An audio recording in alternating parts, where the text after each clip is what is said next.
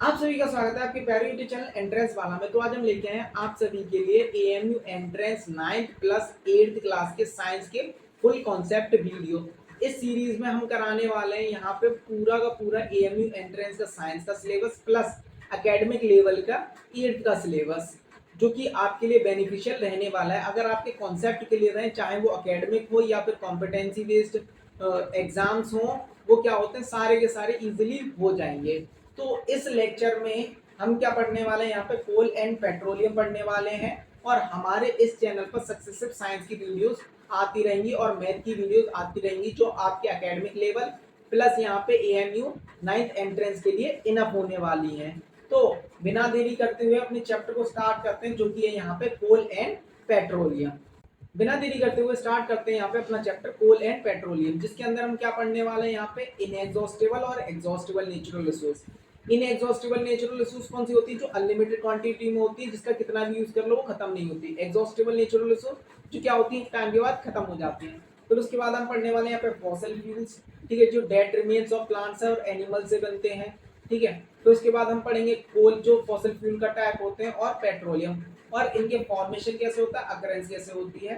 तो इन सब चीजों के बारे में हम पढ़ने वाले हैं। और ये जो चैप्टर है वो रहने वाला है यहाँ पे 2 या फिर 3 लेक्चर्स में कंप्लीट करेंगे, क्योंकि ये जो चैप्टर है वरना क्या हो जाएगा, लेंथी हो जाएगा, जिससे पढ़ने में भी क्या होगी, आपको थोड़ी सी प्रॉब्लम होगी। तो इसको इजी वे में पढ़ाने के लिए हम क्या करेंगे, यहाँ पे 2 और 3 पार्ट में इस वीडियो को बनाने वाले हैं हम।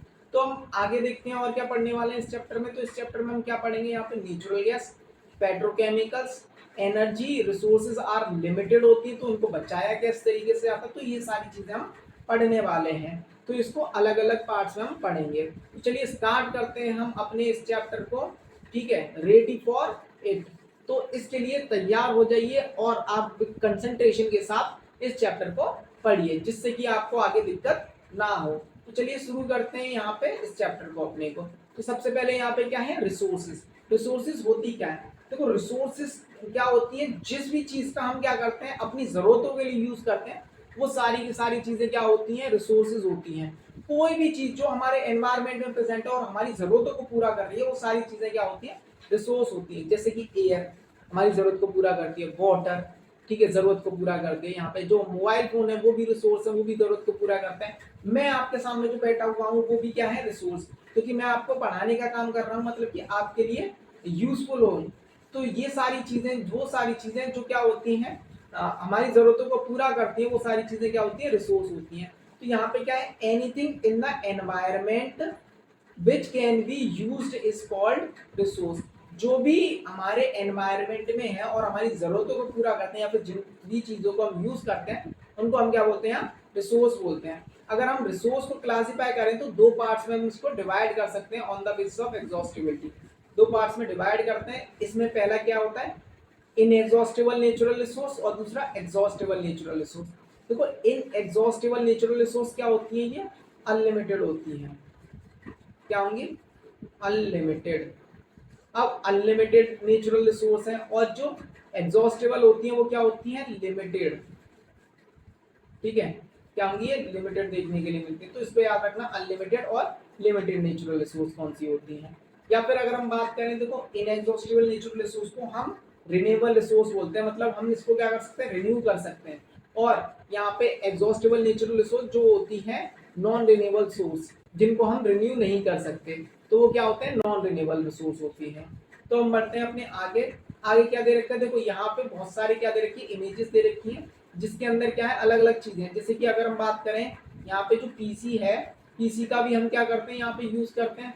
अब ये क्या है, यहाँ पे रिसोर्स है हमारे लिए, हमारी जरूरतों को पूरा करते हैं। यहाँ पे देखो सन बना हुआ है, यहाँ पे विंड मिल है, यहाँ पे माउंटेन्स है, यहाँ पे क्लाउड्स हैं, यहाँ पे बल्ब है, इलेक्ट्रिसिटी है, ट्रीज है।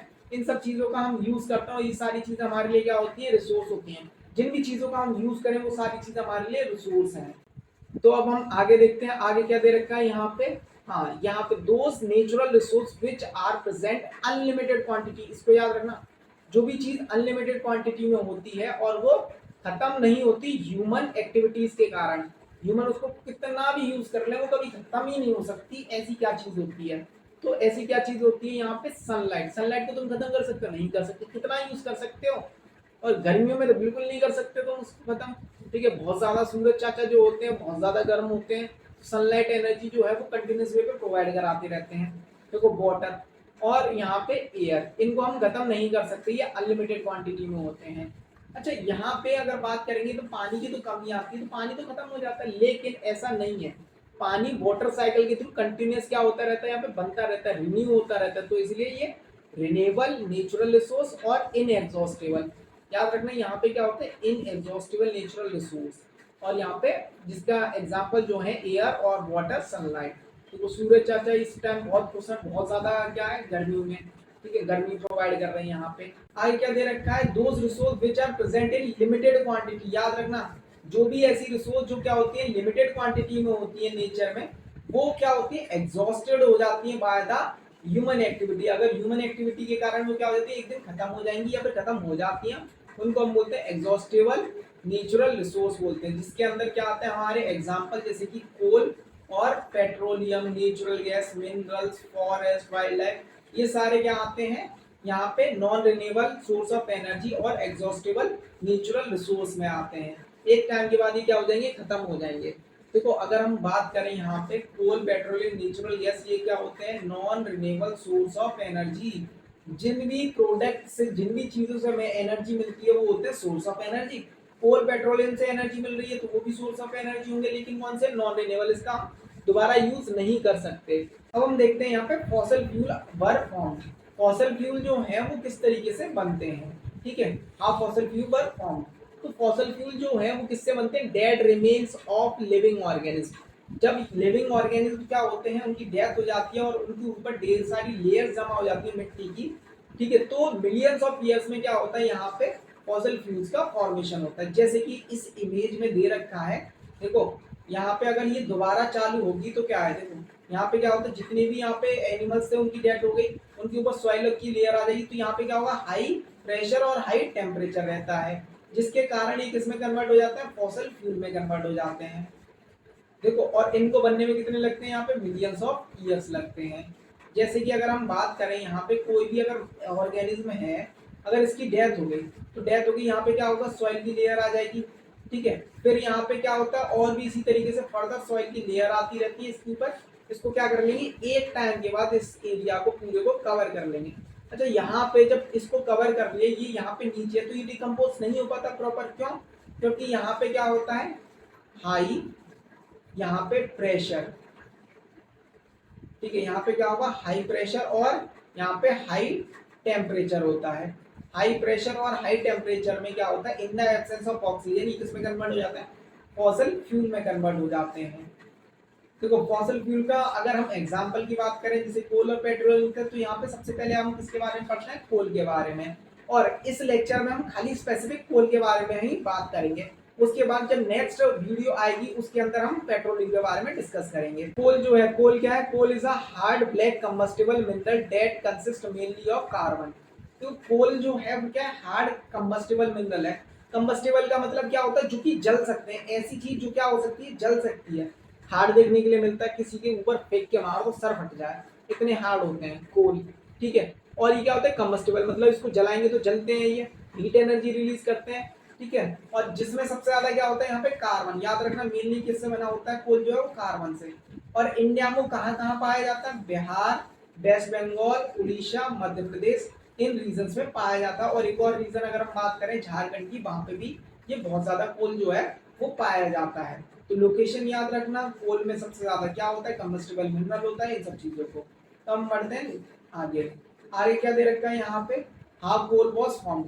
देखो यहाँ पे इतनी बड़ी जो थ्योरी दे रखी है, इसको अगर तुम नेग्लेक्ट भी कर दो तो कोई दिक्कत नहीं है। तो यहाँ पे लिखा क्या है, देखो अगर क्या होता है जितने भी प्लांट्स हैं उनकी डेथ हो जाती है, ठीक है, डेथ होने के बाद उनके ऊपर क्या होता है, सॉइल की लेयर जो है कंटिन्यूस वे पे आती रहती है। अब सॉइल की लेयर आई, फिर प्लांट आए, उनकी डेथ हुई, फिर क्या होता है सॉइल की लेयर। तो इस तरीके से जब कोई भी प्रोसेस चलती है, ठीक है, तो उसमें क्या होता है, इन high temperature, high pressure, in the absence of oxygen, ठीक है, तो उसमें क्या होता है जो वुड है उससे क्या बन जाता है, यहाँ पे कोल का फॉर्मेशन हो जाता है, और उस प्रोसेस को बोलते हैं कार्बोनाइजेशन, ठीक है, क्या बोलते हैं, कार्बोनाइजेशन। तो यहाँ पे क्या लिखा है, देखो coal was found by the decomposition of large land plant and trees, ठीक है, अंडर द अर्थ, ठीक है। यहाँ पे क्या होता है, अर्थ के अंदर जो होते हैं वो चले जाते हैं अगर उनकी डेथ हो जाती है तो। और बनने में कितने लगते हैं, अबाउट 300 मिलियन ईयर्स लगते हैं, ठीक है। ये नेचुरल प्रोसेस होती है। लो लाइन वेटलैंड, अब देखो क्या होगा यहाँ पे, अगर हम बात करें कि यहाँ पे कोई दलदली एरिया, तो यहाँ पे क्या होते हैं जो ट्रीज है वो आ जाएंगे। अब ये आ जाएंगे ट्रीज, तो यहाँ पे क्या होगा, दब जाएंगे, इसी के ऊपर लेयर आ जाएगी, फिर ट्रीज की डेथ होगी। तो यहाँ पे क्या होता है, हाई प्रेशर हाई टेम्परेचर में क्या होता है, जो कोल है उसका फॉर्मेशन होता है। और इसी प्रोसेस को हम क्या बोलते हैं, देखो यहाँ पे वही चीज दे रखी है, due to high pressure high temperature inside the earth in the absence of air. इसको याद रख लेना बस, ठीक है। किसकी वजह से बनता है, यहाँ पे हाई, यहाँ पे प्रेशर, हाई टेम्परेचर, और यहाँ पे and in the absence of air, ठीक है, एयर की एब्सेंस में। ये किस में हो जाता है, धीरे धीरे करके कोल में कन्वर्ट हो जाता है। यहाँ पे कोल नहीं है, यहाँ पे क्या आएगा, कोल आएगा, तो याद रखना। और ये वाला जो है, ये वाला लाइन याद रख लेना, ठीक है। जो भी क्या कर रखा है हमने, हाईलाइट कर रखा है, उसको याद रखना, क्योंकि एएमयू एंट्रेंस में उन्हीं से क्वेश्चन जो है डायरेक्टली पूछे जाते हैं। तो यहाँ पे क्या है, the slow process by which dead plants buried deep under the earth have become coal, ठीक है। किस में कन्वर्ट हो जाते हैं, कोल में कन्वर्ट हो जाते हैं। स्लो प्रोसेस होती है, ठीक है। जब प्लांट की डेथ हो जाती है तो वो अर्थ सरफेस के नीचे चले जाते हैं, हाई टेम्परेचर हाई प्रेशर के कारण कोल में कन्वर्ट हो जाते हैं। उसी प्रोसेस को हम क्या बोलते हैं, कार्बोनाइजेशन, क्या बोलते हैं उसको, कार्बोनाइजेशन बोलते हैं। तो इसके क्या होते हैं, कोल के अलग अलग प्रोडक्ट और यूजेस देखने के लिए मिलते हैं। देखो यहाँ पे क्या दे रखा है, इस इमेज में कोल का पूरा फॉर्मेशन दे रखा है। जैसे कि ये प्लांट है, इनकी क्या हुई, डेथ हुई, तो ये कहाँ चले जाते हैं, नीचे चले जाते हैं। अब नीचे चले जाएंगे तो यहाँ पे क्या होगा, हीट होगी, ठीक है, प्रेशर होगा। तो यहाँ पे क्या होता है, अलग अलग तरीके की कोल बन जाते हैं, जिसके अंदर यहाँ पे क्या आता है, हीट आता है, हीट, प्रेशर, ठीक है, ये सारी चीजें आती है यहाँ पे। हीट जो होता है वो लो क्वालिटी का कोल होता है। अब हम बढ़ते हैं आगे, आगे की तरफ अगर हम बढ़े हैं तो यहाँ पे क्या दे रखा है, coal is a source of energy. Coal से हमें क्या मिलती है, एनर्जी मिलती है। अब बात आती है कोल से एनर्जी आई कहाँ, कोल में एनर्जी आती कहाँ से। देखो जब प्लांट्स होते हैं, प्लांट किससे एनर्जी लेते हैं, सन से। सन से किस में आती है, प्लांट में। अब प्लांट की डेथ हो जाएगी तो उसमें एनर्जी तो रही थी ना एक टाइम पे, तो जब वो एनर्जी उसी में ट्रैप रहती है, जब वो किस में कन्वर्ट हो जाता है, कोल में कन्वर्ट हो जाता है, तो फिर भी वो एनर्जी रहती है। जब फिर हम उसको जलाते हैं तो वो हीट की फॉर्म में रिलीज होती है वो एनर्जी। तो यहाँ पे क्या होगा, अगर हम बात करें, कोल जो होता है वो सॉलिड में किस में होता है, कार्बन, ठीक है। ऑक्सीजन यहाँ पे O2 की प्रेजेंस में जब हम उसको हीट करेंगे, यहाँ पे क्या करेंगे, उसको हीट करेंगे या फिर बर्न करेंगे, या क्या करेंगे, उसको बर्न, जलाएंगे, तो क्या होता है, कार्बन डाइऑक्साइड और हीट रिलीज होती है, ठीक है। अब ये कहाँ से आती है, ये किससे आती है, यहाँ पे सन से, याद रखना। अब ये क्या है, coal is an important because, क्या ये इम्पोर्टेंट क्या होता है, क्योंकि ये प्रोवाइड करता है यहाँ पे हीट एनर्जी, ठीक है। किस चीज पे, यहाँ पे बर्निंग पे। जब हम जला देंगे कोल को तब क्या करेगा, हीट एनर्जी रिलीज करता है। और it can be convert into other forms of energy, अलग अलग फॉर्म्स ऑफ एनर्जी में कन्वर्ट हो जाती है, जिसको हम क्या बोलते हैं, यहाँ पर कोल और कोल गैस, यहाँ पे कोक और इलेक्ट्रिसिटी। तो अलग अलग पर्पसेस के लिए यूज करते हैं, जो कि एनर्जी प्रोवाइड करते हैं। अब हम इसमें क्या देखते हैं, यहाँ पे यूजेस ऑफ कोल। कोल के यूज क्या होते हैं, कोल देखो यूज किए जाते हैं यहाँ पे होम्स में और इंडस्ट्रीज में एज अ फ्यूल, फ्यूल की तरह यूज करते हैं। जैसे कि खाना बनाने के लिए हम क्या करते हैं, कोल का यूज करते हैं। घरों में, इंडस्ट्री में तो लार्ज स्केल पे होता है, इससे इलेक्ट्रिसिटी भी जनरेट कर सकते हैं। तो यहाँ पे देखो कोल का यूज होता है थर्मल पावर स्टेशन। देखो थर्मल का मतलब हमेशा किससे होगा, यहाँ पे हीट से। किससे होगा, यहाँ पे हीट से। तो थर्मल पावर स्टेशन में हीट का यूज करते हैं, मतलब बेसिकली कोल का यूज करते हैं, जिससे इलेक्ट्रिसिटी को क्या किया जा सके, यहाँ पे जनरेट किया जा सके। अब देखो coal is use to make coal gas. Coal का हम यूज किस लिए करते हैं, कोल गैस बनाने के लिए यूज करते हैं, ठीक है। और जो क्या होता है, इंडस्ट्री के लिए बहुत इंपॉर्टेंट होता है। और कोल का यूज करते हैं कोक बनाने के लिए। कोक वो नहीं है जो ड्रिंक होती है, वो नहीं, कोक नहीं है यहाँ पे। कोक बनाने के लिए हम क्या करते हैं, यहाँ पे यूज करते हैं, जिसका हम क्या करते हैं, फर्दर यूज करते हैं। ये भी कंबस्टेबल होता है, ठीक है। ये क्या होगा, यूजेस ऑफ कोल हो गए। अब हम आगे बढ़ते हैं, आगे क्या दे रखा है, यहाँ पे देखते हैं। अब देखो यहाँ दे रखे हैं product of coal. Product of coal क्या होता है, यहाँ पे देखो कोल गैस, कोलतार और कोक, ये क्या होते हैं, प्रोडक्ट ऑफ कोल होते हैं, इनको याद रखना। अब ये मिलते कैसे हैं, देखो यहाँ पे जब हम क्या करते हैं, स्ट्रॉन्ग हीट करते हैं, मतलब इसको हीट बहुत ज्यादा देते हैं इन the absence of air. Air की एब्सेंस में अगर इसको हीट करते हैं तो यहाँ पे क्या होता है, हमें ये तीन प्रोडक्ट मिलते हैं, कोल गैस, कोल तार और कोक। और ये क्या होते हैं, डिस्ट्रक्टिव डिस्टिलेशन प्रोसेस होती है। और ये किस प्रोसेस से बनते हैं, यहाँ पे destructive distillation of coal. Destructive distillation of coal क्या होती है, प्रोसेस होती है जिससे हमें क्या मिलते हैं, यहाँ पे प्रोडक्ट ऑफ कोल मिलते हैं। अब देखो यहाँ पे प्रोडक्ट ऑफ जो कोल होते हैं, कोल जो है यहाँ पे अलग अलग स्टेट में पाया जाता है। जैसे कि अगर हम बात करें यहाँ पे सॉलिड, यहाँ पे अगर ये नहीं दिख रहा है तो हम कलर चेंज करते हैं। देखो जैसे कि यहाँ पे सॉलिड, सॉलिड फॉर्म में क्या होता है, कोक होता है। ये क्या होता है, यहाँ पे कंबस्टेबल हार्ड सब्सटेंस होता है।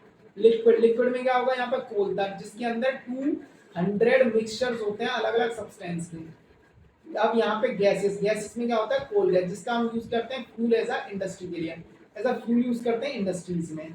तो इसको याद रख लेना।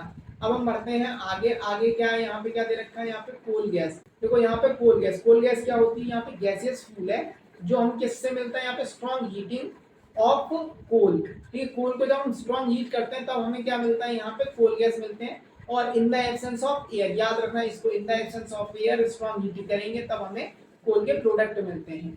अब ये कब मिलता है, यहाँ पे कोल गैस, कोल गैस कब मिलता है, जब हम क्या करते हैं, कोल से कोक बनाते हैं, उस टाइम पे यहाँ पे कोल गैस रिलीज होती है। ठीक है, अब कोल गैस में याद रखना यहाँ पे कौन कौन सी गैसेस होती है, मीथेन और हाइड्रोजन और कुछ क्या होती है, कार्बन मोनोऑक्साइड होती है।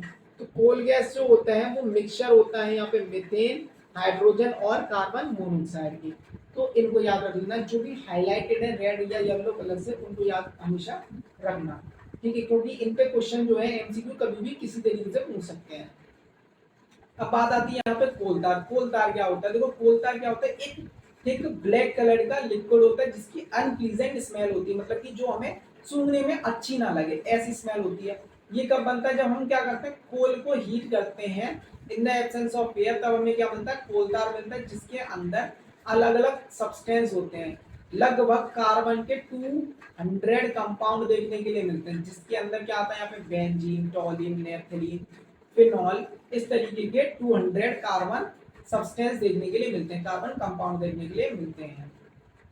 ठीक है, अब इसका यूज कहाँ होता है, देखो the product of coal tar is used to make synthetic fibres बनाने के लिए, ड्रग्स बनाने के लिए, ड्रग्स और मेडिसिन के लिए यूज होते हैं, प्लास्टिक के लिए, सिंथेटिक डाई, परफ्यूम, पेंट्स, वेनिशर्स, पेस्टिसाइड, फोटोग्राफिक मटेरियल। तो इन सब चीजों के लिए क्या करते हैं, हम यूज करते हैं किसका, यहाँ पे कोल तार का यूज करते हैं, क्योंकि यहाँ पे 200 कार्बन की क्या होते हैं, यहाँ पे कंपाउंड देखने के लिए मिलते हैं अलग अलग। अब हम देखते हैं यहाँ पे कोक। कोक क्या है, यहाँ पे कोक क्या होता है, टफ और पोरस ब्लैक सॉलिड सब्सटेंस होता है, ये कंबस्टेबल होता है, इसको जला सकते हैं। Coal mines volatile constituent, it is coal, ये क्या होता है, वॉलेटाइल होता है, हार्ड होता है। ठीक है, और ये जो है किसी में इजीली घुल नहीं सकता। ठीक है, और यहाँ पे अगर हम बात करें कोक में कितने परसेंट कार्बन होता है, यहाँ पे 98% कार्बन देखने के लिए मिलेगा इसमें कोक में। तो याद रखना है, जो रेड पॉइंट्स हैं उनको जरूर याद रखना है, इन पे डायरेक्ट एमसीक्यू पूछ लिए जाते हैं। अब coke is mainly as a reducing agent in the extracting of minerals. जैसे यहाँ पे अगर हम क्या करें, जो मिनरल्स हैं जैसे कि बॉक्साइट हो गया, आयरन ओर हो गया, अगर इनसे इनके रेस्पेक्टिव मिनरल्स निकालने हैं, मेटल्स निकालने हैं, तो हम क्या करते हैं, कोक का यूज करते हैं in the process of blast furnaces, जिससे क्या होता है, हमें जो प्योर मेटल है वो मिल जाते हैं। ठीक है, एक्सट्रैक्ट करने के लिए हम क्या करते हैं, कोक का यूज करते हैं। तो चलिए शुरू करते हैं इस लेक्चर को। इसमें हम सबसे पहले क्या पढ़ने वाले हैं, यहाँ पे पेट्रोलियम। पेट्रोलियम क्या होता है, ठीक है, इसका फॉर्मेशन कैसे होता है और इसके प्रोडक्ट्स क्या होते हैं और यूजेस क्या होते हैं, इन सब चीजों के बारे में इसमें पढ़ने वाले हैं। क्योंकि हमने पिछले लेक्चर में क्या पढ़ा था, यहाँ पे कोल, कोल का फॉर्मेशन, उसके प्रोडक्ट्स और उसके यूजेस, इन सब चीजों को पढ़ा था। तो इस लेक्चर में हम पेट्रोलियम के बारे में कंप्लीटली जानने वाले हैं और प्लस नेचुरल गैस के बारे में। देखो पेट्रोलियम क्या होता है, एक dark coloured thick crude oil होता है। क्या होता है, ये dark colour thick crude oil जो अर्थ सरफेस के नीचे पाया जाता है। कहाँ पाया जाएगा, ये अर्थ सरफेस के नीचे पाया जाता है। अच्छा, यहाँ पे क्या होता है, देखो पेट्रोलियम जो है, पेट्रोलियम एक तो डार्क कलर का थिक क्रूड ऑयल होता है, इसको क्रूड ऑयल के नाम से जानते हैं, मिनरल ऑयल के नाम से जानते हैं, और किस नाम से जानते हैं, देखो यहाँ पे अगर हम बात करें petro plus oleum, Petra plus oleum, अब जो पेट्रा का मतलब क्या होता है यहाँ पे, पेट्रा का मतलब होता है यहाँ पे रॉक से, किससे होता है, रॉक से। ओलियम का मतलब यहाँ पे क्या होगा, ऑयल। तो इसको किस नाम से हम जान सकते हैं, रॉक ऑयल के नाम से भी जानते हैं। तो याद रखना इसको, रॉक ऑयल, ब्लैक गोल्ड, इनके मल्टीपल नेम होते हैं। तो किसी भी तरीके से आपसे क्वेश्चन पूछ सकते हैं। अब ये कहाँ मिलता है, कुछ सर्टेन एरियाज में पाया जाता है, और इसकी जो स्मेल होती है वो क्या होती है, अनप्लीजेंट ओडर होती है। तो यहाँ पे ये जो सूंघने में अच्छी नहीं लगती, हमें स्मेल करने में ये अच्छी नहीं लगती, तो इसकी स्मेल जो होती है अनप्लीजेंट होती है। इसमें क्या होते हैं, कॉम्प्लेक्स मिक्सचर होते हैं, compound known as hydrocarbon.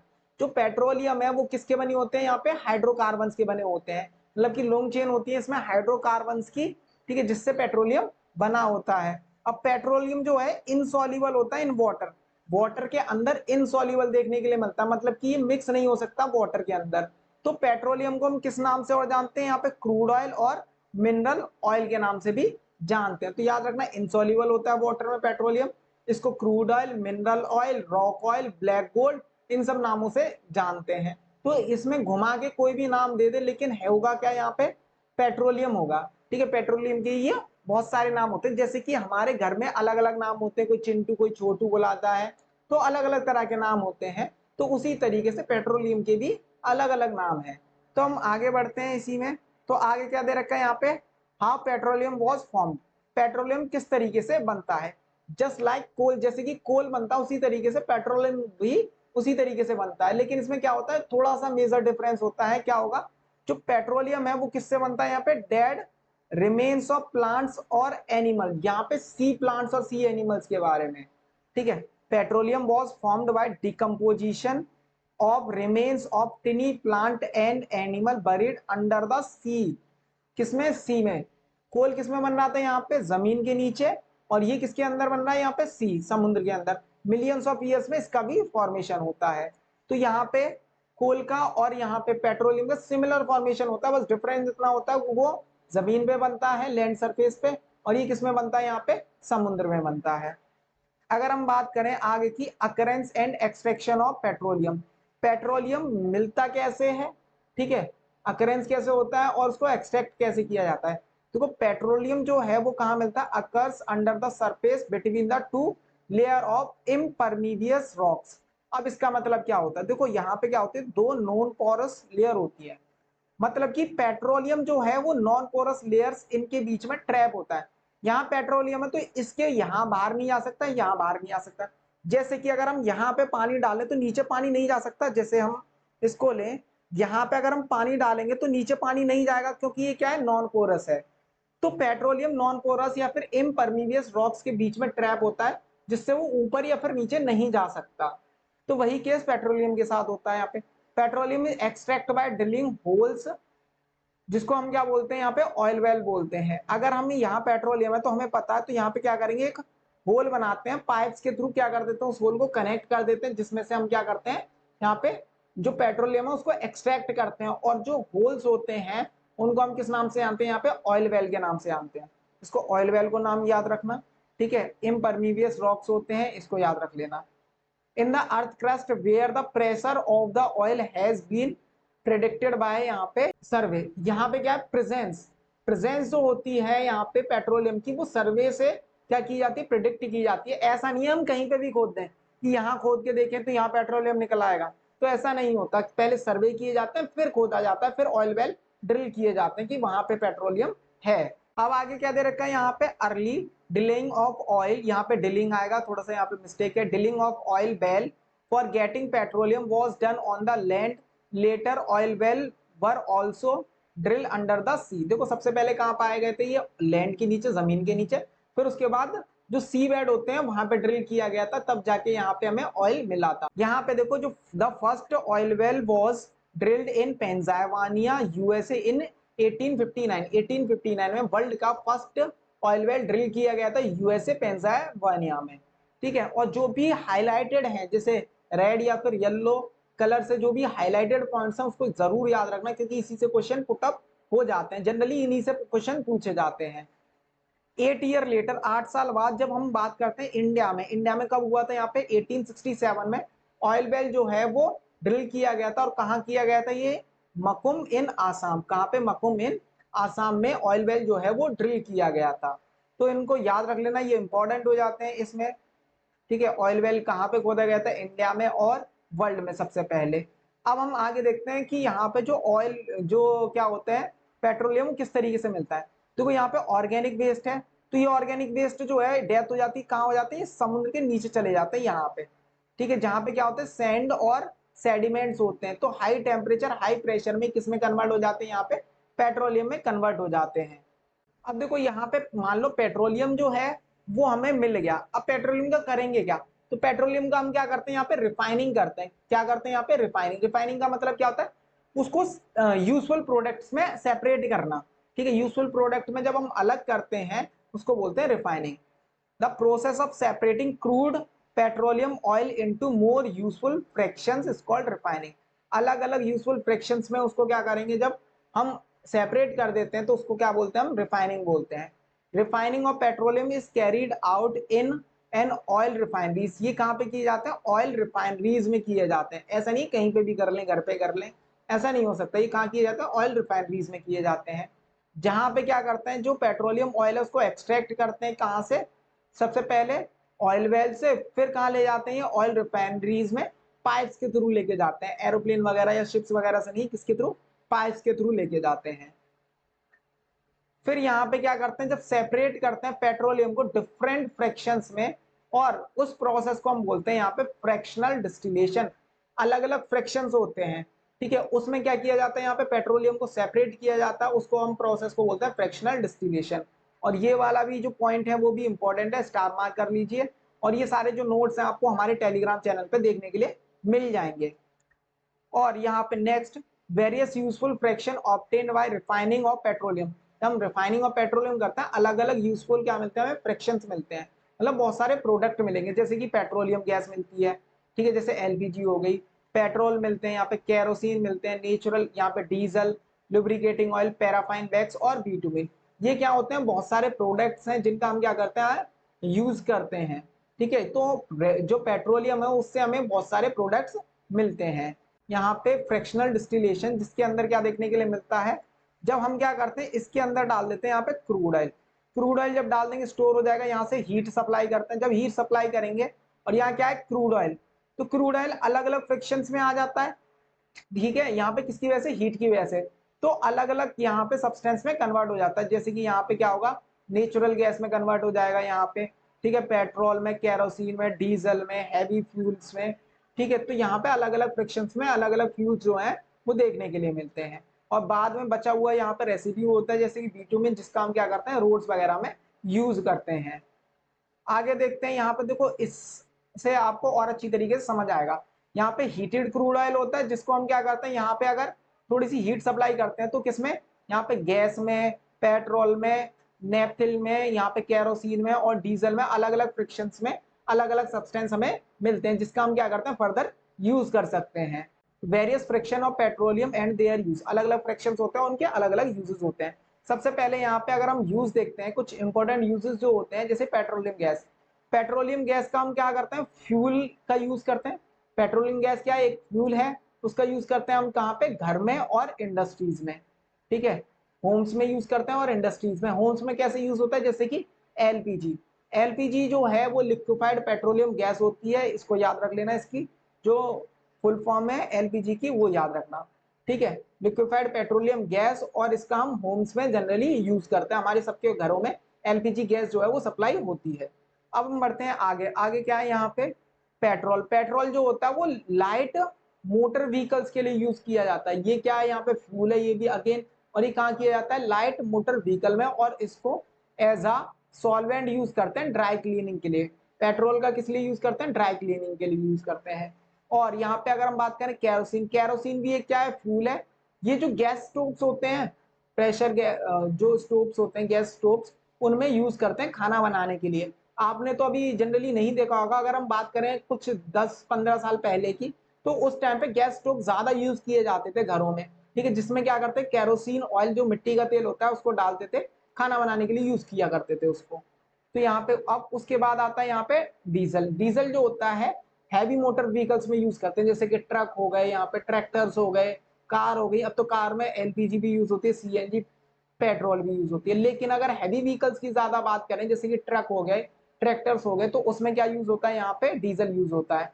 Diesel किसमें होता है, हैवी मोटर व्हीकल्स में, तो इसको याद रखना। उसके बाद आता है यहाँ पे लुब्रिकेटिंग ऑयल। लुब्रिकेटिंग ऑयल जो है वो मशीन्स में यूज किया जाता है, जिसमें क्या होता है, जो फ्रिक्शन है उसको कम करने के लिए, क्योंकि अगर फ्रिक्शन ज्यादा हो तो मशीन जो होती है वो हीट करने लगती है, उसको कम करने के लिए यहाँ पे हम क्या करते हैं, लुब्रिकेटिंग ऑयल्स का यूज करते हैं। तो lubricating oil is used for lubricants in machine और इंजन। मशीन और इंजन में क्या होता है, लुब्रिकेटिंग ऑयल का यूज करते हैं। यहाँ पे और भी प्रोडक्ट दे रखे हैं, जैसे कि paraffin wax, it is used for making candles. किसके लिए, कैंडल्स के लिए पैराफाइन वैक्स का यूज करते हैं। वैसलीन बनाने के लिए यूज करते हैं, जिसका हम विंटर्स में यूज करते हैं। ठीक है, ऑर्नामेंट्स, बैग्स बनाने के लिए, पेपर बनाने के लिए, ग्रीस बनाने के लिए पैराफाइन वैक्स का हम यूज करते हैं। तो पेट्रोलियम के मल्टीपल यूजेस होते हैं। यहाँ पे एक और प्रोडक्ट मिलता है जिसको हम किस नाम से जानते हैं, यहाँ पे बिटुमिन के नाम से जानते हैं। ये किस लिए यूज होता है, रोड सरफेसिंग के लिए और वाटर प्रूफिंग के लिए। जो रूफटॉप होती है उनको वाटर प्रूफिंग के लिए, और जो रोड सरफेस होते हैं उनको बनाने के लिए किसका यूज करते हैं, बिटुमिन का यूज करते हैं। और पेट्रोलियम जो गैस होती है, ठीक है, इसमें क्या करते हैं, प्रेशर अप्लाई करते हैं तो किसमें कन्वर्ट हो जाती है, लिक्विफाइड, लिक्विड में कन्वर्ट हो जाती है, उसको बोलते हैं लिक्विफाइड पेट्रोलियम गैस। और एलपीजी में मेनली क्या होती है, ब्यूटेन होती है, इसको याद रख लेना। सबसे ज्यादा क्या होगी यहाँ पे, ब्यूटेन होगी, उसके बाद अदर गैसेस होती है, मीथेन, इथेन, इस तरीके की, लेकिन सबसे ज्यादा क्या होती है यहाँ पे, ब्यूटेन होती है। और यहाँ पे अगर हम बात करें एडवांटेज ऑफ एलपीजी, एलपीजी के जो एडवांटेजेस होते हैं वो क्या होते हैं, तो एलपीजी के एडवांटेज क्या होते हैं, LPG burn with smoke less, यहाँ पे क्या आएगा, स्मोक लेस फ्लेम, तो बिना स्मोक रिलीज किए जलती है। जैसे कि अगर चूल्हे पे खाना बनाते हैं तो वहां क्या होता है, स्मोक रिलीज होता है। ठीक है, अगर हम वहीं पे गैस पे खाना बनाते तो वहां पे कोई भी धुआं वगैरह नहीं निकलता, तो स्मोकलेस फ्लेम होता है, तो जिसकी वजह से ये एयर पॉल्यूशन नहीं करते। ठीक है, hence does not cause air pollution, तो एयर पॉल्यूशन का कारण नहीं बनते। एलपीजी जो है वो इजीली बर्न हो जाती है, जैसे लाइटर माचिस से हम इजीली जला सकते हैं, लेकिन अगर हम बात करें डंग केक्स की लकड़ी की, वो इतनी इजीली नहीं जलते। तो एलपीजी जो है वो इजीली बर्न हो जाती है। एलपीजी का क्या होता है, हाई क्लोरोफिक वैल्यू, यहाँ पे थोड़ी सी मिस्टेक है, क्लोरिफिक वैल्यू, यहाँ पे हाई क्लोरोफिक वैल्यू होती है किसकी, यहाँ पे एलपीजी की। मतलब कि कम अमाउंट में जो एलपीजी है वो ज्यादा अमाउंट में क्या करेगी, हीट को रिलीज करेगी, तो यहाँ पे हाई क्लोरोफिक वैल्यू होती है। एलपीजी जो है कोई भी पॉइजनस गैस बर्निंग के दौरान जब हम क्या करते हैं, एलपीजी को बर्न करते हैं तो कोई भी पॉइजनस गैस रिलीज नहीं करती, जिसके कारण कोई भी पॉल्यूशन वगैरह क्रिएट नहीं होता। तो ये क्या थे, कुछ एडवांटेज हैं किसके, एलपीजी के, तो इनको याद रखना। अगर हम बात करें यहाँ पे नेचुरल गैस, अब देखो नेचुरल गैस क्या होता है, देखो जब कभी भी हमें पेट्रोलियम मिलता है तो वहां पे नेचुरल गैस जरूर मिलती है, क्योंकि अगर टेम्परेचर ज्यादा हो जाता है तो क्या होता है, जो पेट्रोलियम वो नेचुरल गैस में कन्वर्ट हो जाता है। तो यहाँ पे क्या होता है, natural gas consist mainly methane, क्या होती है इसमें, मिथेन होती है ज्यादातर। स्मॉल क्वांटिटी में यहाँ पे इथेन होगी, प्रोपेन भी होती है। तो यहाँ पे मिथेन जो है कितने परसेंट होती है, 95% होती है, कितने होती है, 95%। और बची हुई क्या होगी, इथेन और प्रोपेन होगी, मतलब कि 5% में इथेन और प्रोपेन देखने के लिए मिलती है। तो इसमें कंपोजिशन याद रख लेना ये वाला, इसमें सबसे ज्यादा क्या होता है और कितने परसेंट होता है, तो इसको याद रखना नेचुरल गैस के अंदर। अब नेचुरल गैस जो है वो कहाँ पाई जाती है, इंडिया में। तो इंडिया में कहाँ पाई जाएगी, जगह का नाम याद रखना, त्रिपुरा, राजस्थान, महाराष्ट्र, एंड यहाँ पे कृष्णा गोदावरी डेल्टा में पाई जाती है। वैन नेचुरल गैस को जब हम क्या करते हैं, कंप्रेस करते हैं प्रेशर अप्लाई करके, तो उसको हम क्या बोलते हैं, यहाँ पे सीएनजी, क्या बोलते हैं उसको, सीएनजी, कंप्रेस्ड नेचुरल गैस। इसकी फुल फॉर्म पूछ ली जाती है, तो इसको भी क्या करना, याद रखना, ये वाला जो है कंप्रेस्ड नेचुरल गैस। और इसको हम क्या बोलते हैं, क्लीन फ्यूल के नाम से जानते हैं, क्योंकि ये कोई भी स्मोक रिलीज नहीं करता, जस्ट लाइक एलपीजी, और कोई भी पॉल्यूशन वगैरह यहाँ पे नहीं होता है। अब हम आगे बढ़ते हैं। अब देखो यहाँ पे एडवांटेज ऑफ सीएनजी, सीएनजी के फायदे क्या होते हैं। देखो सीएनजी का अगर हम यूज करते हैं तो ये क्या होता है, गुड फ्यूल है, क्योंकि ये क्या करता है, इजीली जल जाता है, और कोई भी यहाँ पे, ठीक है, पॉल्यूशन क्रिएट नहीं करता। लार्ज अमाउंट ऑफ हीट तो रिलीज करता है, लेकिन कोई भी पॉल्यूशन वगैरह नहीं करता। और सीएनजी क्या है, एक पूरी तरीके से कंप्लीट फ्यूल है। इसको डायरेक्ट अगर थोड़ी सी हीट मिल जाए वहीं पे ये बर्न होने लगती है। ठीक है, ये क्या होते हैं, बर्न होने लगती है, इसको और भी चीजों की रिक्वायरमेंट नहीं होती, जैसे डंक केक या फिर लकड़ियों को जलाने के लिए होती है। और इसका यूज कहाँ करते हैं, हम होम्स में यूज करते हैं, इंडस्ट्रीज में यूज करते हैं।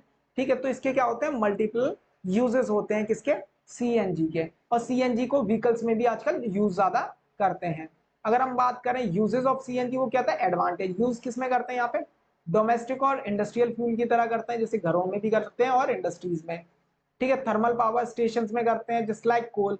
इलेक्ट्रिसिटी को जनरेट करने के लिए किसका करते हैं हम यहाँ पे यूज, यहाँ पे नेचुरल गैस का। अब इसका यूज किस तरीके से किया जाता है, देखो नेचुरल गैस को हम बर्न करेंगे तो क्या होगा, वहाँ पे हीट रिलीज होगी, जिससे हम जो वाटर है उसको बॉयल कराते हैं। वाटर किस में कन्वर्ट हो जाता है, स्टीम में। स्टीम में जब कन्वर्ट हो जाता है, उस स्टीम से टरबाइन रोटेट कराते हैं, उसके बाद जनरेटर लगा होता है जो इलेक्ट्रिसिटी को जनरेट करता है। तो थर्मल पावर स्टेशन में इलेक्ट्रिसिटी जनरेशन के लिए यूज होता है। CNG is being used increasingly as fuel in transport vehicle. Transport vehicles में भी हम किसका यूज करते हैं, यहाँ पे सीएनजी का यूज करते हैं।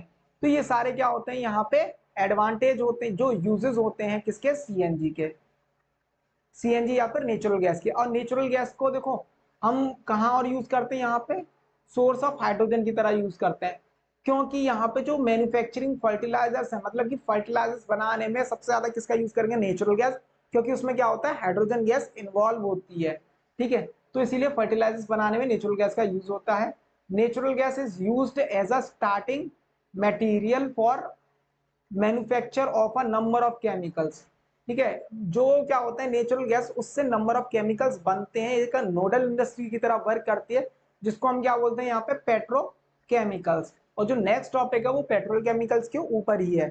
तो पेट्रोकेमिकल्स होते क्या है, तो देखते हैं पेट्रोकेमिकल्स क्या होते हैं। जो केमिकल्स हमें किससे मिलते हैं, पेट्रोलियम और नेचुरल गैस से जो केमिकल्स मिलते हैं, उसको हम किस नाम से जानते हैं, यहाँ पे पेट्रोकेमिकल के नाम से जानते हैं। अब पेट्रोकेमिकल जो होते हैं उसके एग्जाम्पल क्या होते हैं, जैसे कि मिथाइल एल्कोहल, इथाइल एल्कोहल, ठीक है, फॉर्मल्डिहाइड, एसीटोन एसिड। ठीक है, तो ये क्या होते हैं, कुछ एग्जाम्पल्स होते हैं। अब यहाँ पे क्या होता है, ये बहुत जरूरी होते हैं, पेट्रोकेमिकल इंपॉर्टेंट होते हैं, क्योंकि इससे बहुत सारे प्रोडक्ट्स बनाए जाते हैं, जैसे कि fibres, plastics, synthetic rubber, drugs, fertilizers, perfume, ये सारी चीजें बनाई जाती हैं। ठीक है, किससे, यहाँ पे पेट्रोकेमिकल से, तो इसको भी याद रख लेना। और यहाँ पे पेट्रोलियम को हम किस नाम से जानते हैं, ब्लैक गोल्ड के नाम से। जैसे कि मैंने पहले ही बता दिया था कि पेट्रोलियम को किस नाम से जानते हैं, ब्लैक गोल्ड के नाम से। इसके बहुत सारे नेम होते हैं, अलग अलग नेम होते हैं। आगे बढ़ते हैं अब हम। अब यहाँ पे जो सेकंड लास्ट टॉपिक है वो है energy resource of earth are limited. Earth पे जो एनर्जी रिसोर्सेज है वो बहुत ही लिमिटेड है, क्योंकि ये जो एनर्जी रिसोर्सेज के बारे में जब हम पढ़ रहे हैं वो थे एग्जॉस्टेबल, मतलब कि वो एक टाइम के बाद खत्म हो जाएंगे लिमिटेड क्वांटिटी में। जैसे कि amount of coal, petroleum, natural gas present in the earth is limited. Earth पे जो प्रेजेंट है वो क्या है, लिमिटेड क्वांटिटी है, बहुत ही कम है। अगर हम इसका ऐसे ही कंटिन्यूस यूज करते रहे तो ये बहुत जल्दी खत्म हो जाएंगे। The known reserve of coal and petroleum and natural gas will last only for 100 years. लगभग बस 100 साल के लिए, मतलब अब तो और भी कम है 100 साल से, लेकिन लगभग 100 साल के लिए ही कोल और पेट्रोलियम, उसके बाद देखने के लिए हमें नहीं मिलने वाले ये। अब जिनकी वजह से क्या होता है, एयर पॉल्यूशन होता है, तो हमें क्या करना पड़ता है, इसको केयरफुली यूज करेंगे, क्योंकि इसको एयर पॉल्यूशन होता है, ग्लोबल वार्मिंग बढ़ती है, जैसे कि आप देख रहे हो कि दिन पे दिन गर्मी जो है वो बढ़ती जा रही है। अब देखो यहाँ पे जो गर्मी है वो बढ़ती जा रही है, ठीक है, इससे एयर पॉल्यूशन होता है, ग्लोबल वार्मिंग होती है। क्या हम इसका यूज करना बंद करते हैं, we should use fuel only when absolute necessary, जब ज्यादा जरूरत हो तब यूज करें। ठीक है, क्यों यूज करना चाहिए जब ज्यादा जरूरत हो, तो it ensure the availability of fossil fuel for a long period of time. लंबे समय तक फॉसिल फ्यूल जब बचे रहेंगे, अगर हमें जब जरूरत नहीं है तो फॉसिल फ्यूल का यूज नहीं करना, पेट्रोल का, डीजल का ज्यादा यूज ना करें, क्योंकि हमें क्या है, लंबे समय तक अगर बचानी है तो हमें क्या करना पड़ेगा, इसका एफिशिएंट यूज करना पड़ेगा। ठीक है, ये क्या करता है, रिड्यूस करेगा, ठीक है, यहाँ पे पॉल्यूशन को और एनवायरमेंट को क्लीन रखने में भी मदद करेगा। जब क्या करेंगे, हम इसको जरूरत के हिसाब से यूज करेंगे, ना कि यूज के हिसाब से जरूरतें पैदा करेंगे। ठीक है, इस बात को याद रखना। और ये क्या करेगा, रिस्क ऑफ ग्लोबल वार्मिंग को भी कम कर देगा, अगर हम केयरफुली यूज करें किसका, पेट्रोलियम और कोल का। तो इन बातों को याद रखना, हमें क्या है, जब जरूरत हो तभी यूज करना चाहिए इनका। अब जो हमारा लास्ट टॉपिक है वो है हाउ टू सेव पेट्रोल और डीजल। पेट्रोल और डीजल को हम किस तरीके से बचा सकते हैं। तो पेट्रोल और डीजल को बचाने के लिए यहाँ पे पीसीआरए क्या करता है, एडवाइस जारी करता है, जिसके अंदर क्या आता है, यहाँ पे पीपल को बताया जाता है कि किस तरीके से हम पेट्रोल और डीजल को सेव कर सकते हैं। और पीसीआरए के फुल फॉर्म क्या है, पेट्रोल कंजर्वेशन रिसर्च एसोसिएशन। इस फुल फॉर्म को याद रख लेना। ये क्या करता है, गाइडलाइन जारी करता है। इस तरीके से अगर तुम चलोगे, इस तरीके से व्हीकल्स का पेट्रोल और डीजल का यूज करोगे तो वो एफिशिएंट वे में कर सकते हैं, बचा सकते हैं पेट्रोल और डीजल को। जैसे कि जब हम ड्राइव करते हैं तो कांस्टेंट और मॉडरेट स्पीड पे करनी चाहिए। ऐसा नहीं है कि एक साथ एक्सीलरेट कर दिया फिर धीरे कर दी, जिससे पेट्रोल जो है वो ज्यादा खर्च होती है। वरना अगर हम कांस्टेंट और मॉडरेट स्पीड पे चलाएंगे तो हमारे जो पेट्रोल और डीजल है वो ज्यादा खर्च नहीं होंगे, तो हम सेव कर सकते हैं। और क्या कर सकते हैं हम, देखो उसके साथ साथ जब भी क्या हो, ट्रैफिक लाइट हो, तो उस टाइम पे जो स्विच जो इंजन है उसको बंद कर दें, जिससे कि हमारे जो पेट्रोल और डीजल है वो क्या हो सके, सेव हो सके। और हमेशा अपने जो भी व्हीकल्स हैं उसमें एयर प्रेशर को जरूर क्या करें, मेजर करें। ठीक है, जो टायर्स के एयर प्रेशर होते हैं उसको जरूर देखें, क्योंकि अगर एयर प्रेशर लो होगा तो फ्रिक्शन ज्यादा होगी, फ्रिक्शन ज्यादा होगी तो जो हमारे पेट्रोल और डीजल है वो ज्यादा खर्च होंगे। तो ये क्या थे कुछ स्टेप्स है जिस तरीके से हम पेट्रोल और डीजल को बचा सकते हैं। आप सभी के लिए इंपॉर्टेंट इन्फॉर्मेशन, अगर आपको इसी तरीके से एकेडमिक और एएमयू 9th एंट्रेंस और 11th एंट्रेंस की अगर तैयारी करनी है तो हमारे इस चैनल को एंट्रेंस वाला को सब्सक्राइब कीजिए। और दूसरा हमारा चैनल है न्यू एरा क्लासेस 2.0, यहाँ पे एक्सपेरिमेंट से रिलेटेड वीडियोस आती रहती हैं, तो इसको भी सब्सक्राइब कीजिए। और हमारे 2 टेलीग्राम चैनल है, इन दोनों को ज्वाइन कीजिए, वहां पे आपके लिए पीपीटी अवेलेबल करा दी जाएंगी। और हमारे इंस्टाग्राम प्रोफाइल को भी आप जाके देख सकते हैं। अगर आपकी कोई भी क्वेरी है तो इन दोनों नंबर पर जाकर मैसेज कीजिए, हम आपके लिए अवेलेबल रहेंगे। इन सब की जो लिंक है वो कहाँ देखने के लिए मिलेगी, यहाँ पे डिस्क्रिप्शन बॉक्स में। तो हम मिलते हैं अपने नेक्स्ट लेक्चर में, तब तक के लिए धन्यवाद।